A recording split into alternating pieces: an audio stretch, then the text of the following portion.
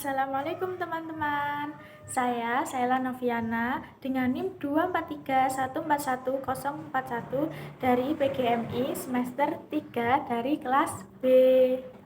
Pada video ini saya akan menjelaskan bab 1 dari naskah akademik pembelajaran mendalam atau yang sering disebut dengan deep learning. Bab 1 ini berisi 3 hal penting, yaitu ada latar belakang, tujuan, dan ruang lingkup. Untuk membantu memahami keseluruhan konsep, saya akan menjelaskan bagian-bagian tersebut secara runtut dan mudah dipahami. Kita mulai dari latar belakang. Nah, yang pertama ada tantangan pendidikan Indonesia. Saat ini dunia berubah sangat cepat. Teknologi berkembang pesat, informasi datang dari berbagai arah, dan masyarakat semakin beragam. Kondisi ini membuat kehidupan kita lebih kompleks dan penuh tantangan. Nah, perubahan besar seperti itu tentu membuat pendidikan untuk menyesuaikan diri. Peserta didik tidak cukup hanya menguasai materi pelajaran, tetapi harus mandiri, adaptif, tahan banting, dan memiliki growth mindset. Nah, growth mindset itu apa? Growth mindset itu yang dimaksud pola pikir yang yakin bahwa kemampuan bisa berkembang, bukan sesuatu yang tetap. Contohnya, siswa yang punya growth mindset tidak takut salah, mereka mencoba lagi kalau gagal. Dan ini sangat penting untuk menghadapi zaman yang tidak pasti ini. Kedua, ada masalah kualitas pendidikan. Meskipun akses pendidikan Indonesia sudah baik, tetapi kualitasnya masih menjadi pekerjaan besar. Kalau kita lihat dari hasil PISA, skor Indonesia masih di bawah rata-rata dunia dalam membaca, matematika, dan sains. Artinya, banyak siswa yang bisa datang ke sekolah setiap hari, tetapi belum mencapai kemampuan minimal dalam memahami bacaan, berhitung, atau sains. Fenomena yang sering disebut adalah bersekolah tetapi tidak belajar. Nah, ini menunjukkan bahwa kita perlu memperbaiki cara belajar, bukan hanya memperbaiki jam atau tugas. Yang ketiga, ada masalah dalam pembelajaran. Salah satu faktor kualitas pendidikan adalah proses belajar yang masih tradisional, di mana banyak sekolah pembelajaran masih didominasi ceramah. Siswa duduk, mendengarkan, menghafal, lalu dites dengan soal yang hampir sama seperti contohnya. Nah, model seperti ini tuh tidak melatih kemampuan berpikir tingkat tinggi. Peserta didik jarang diberi kesempatan untuk bertanya, berdiskusi, menganalisis, atau memecahkan masalah nyata. Padahal, keterampilan seperti itu sangat dibutuhkan di abad 21 ini. Yang keempat, ada ketimpangan pendidikan. Kemudian, Indonesia juga menghadapi ketimpangan pendidikan.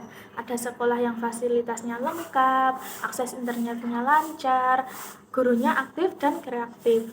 Namun, di daerah lain ada sekolah yang masih kekurangan guru, fasilitas minim, bahkan akses internet pun sulit. Nah, karena kondisi geografis dan kesiapan daerah itu berbeda-beda, kualitas pendidikan juga tidak merata.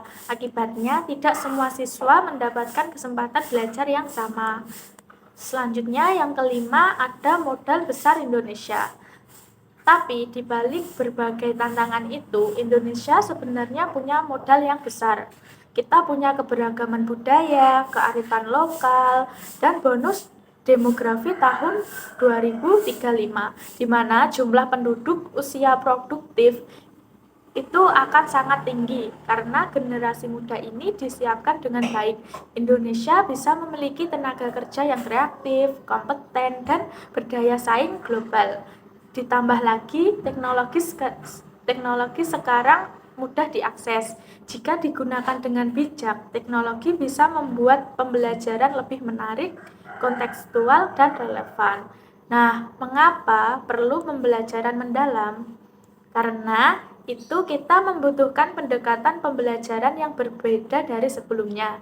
Bukan lagi pembelajaran yang sekedar menghafal, tetapi pembelajaran yang membantu siswa itu benar-benar memahami konsep, menghubungkan dengan kehidupan nyata, dan mempraktikkannya. Inilah yang disebut dengan pembelajaran mendalam. Prinsipnya itu ada 3. Yang pertama, berkesadaran. Apa yang dimaksud dengan berkesadaran? Itu belajar dengan fokus, sadar proses, dan tahu tujuan. Yang kedua, itu ada bermakna. Materi dekat dengan kehidupan nyata dan dapat diterapkan. Dan yang terakhir, ketiga itu menggembirakan, di mana suasana belajar itu positif, membuat siswa aktif dan antusias. Nah, dengan pendekatan ini, peserta didik tidak hanya tahu, tetapi benar-benar paham, mampu, dan percaya diri. Selanjutnya adalah tujuan dari penyusunan naskah akademik pembelajaran mendalam. Nah, yang pertama itu untuk menjadi landasan dalam kebijakan pendidikan nasional terkait pembelajaran mendalam. Yang kedua, menjadi acuan dalam penyediaan program, sumber daya, dan infrastruktur yang dibutuhkan sekolah. Tanpa persiapan ini, pembelajaran mendalam tidak akan berjalan optimal. Yang ketiga, menjelaskan kerangka kerja implementasi mulai dari tahapannya, peran tiap unit, sampai bagaimana pembelajaran mendalam itu harus diterapkan secara sistematis. Nah, yang terakhir ada ruang lingkup. Ruang lingkup pembelajaran mendalam meliputi 1. Penjelasan konsep dan prinsip pembelajaran mendalam. 2. Faktor pendukung seperti infrastruktur, sumber daya manusia, dan kebijakan. Yang ketiga, penerapan pembelajaran mendalam dari jenjang PAUD, pendidikan dasar, hingga menengah. Jadi, pembelajaran mendalam bukan hanya konsep, tetapi juga memuat bagaimana penerapannya dalam sistem pendidikan Indonesia. Sebagai penutup, dapat saya simpulkan, pembelajaran mendalam hadir sebagai jawaban atas berbagai tantangan pendidikan di Indonesia. Pendekatan ini membantu menciptakan pembelajaran yang lebih bermakna, relevan, dan menyenangkan. Jika diterapkan dengan baik, pembelajaran mendalam dapat meningkatkan kualitas pembelajaran dan menyiapkan generasi yang kompeten serta berkarakter kuat. Harapannya, melalui pendekatan ini, Indonesia bisa melangkah menuju visi besar Indonesia Emas 2045, yaitu generasi muda yang unggul, kreatif, dan siap menghadapi masa depan. Melalui pembelajaran mendalam, kita diingatkan bahwa pendidikan bukan hanya tentang nilai, tetapi tentang proses membentuk cara berpikir, sikap, dan karakter peserta didik. Sebagai calon pendidik, pendekatan ini menjadi pengingat bagi kita untuk tidak hanya mengajar, tetapi juga mendampingi dan memfasilitasi peserta didik agar berkembang secara utuh.